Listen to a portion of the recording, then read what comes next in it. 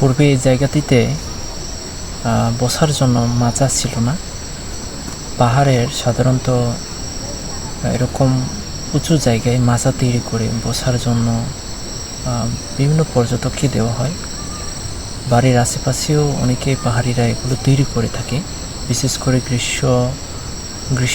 গ্রীষ্মকালে এবং শীতকালে তেমন না।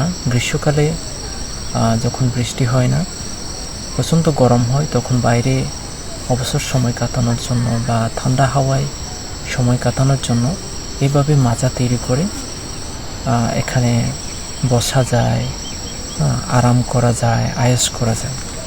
তো এটা আমি 4 দিন আগে তৈরি করেছিলাম আমার নিজস্ব হাতে।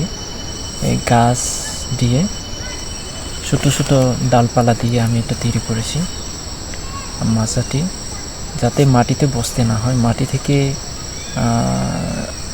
1.5 ফুট উচ্চতা করে অনেক শক্ত করে তৈরি করেছি। এখানে আমি একজন নিশ্চিন্তে বসা যায়।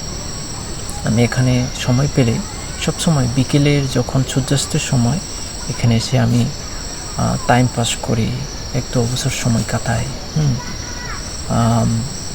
একটু আবহাওয়া উপভোগ করি। আমার ভালো লাগে একা একা।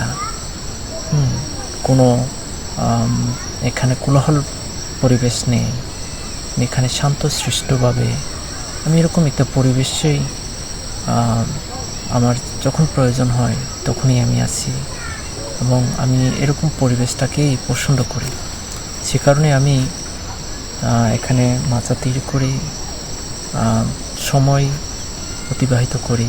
বিকেল সময়টা আমি এখানে কাটাই একা একা। মাঝে মাঝে নিজেই গল্প করি, ওই আর কি। এভাবেই আমার সময় অতিবাহিত হয়।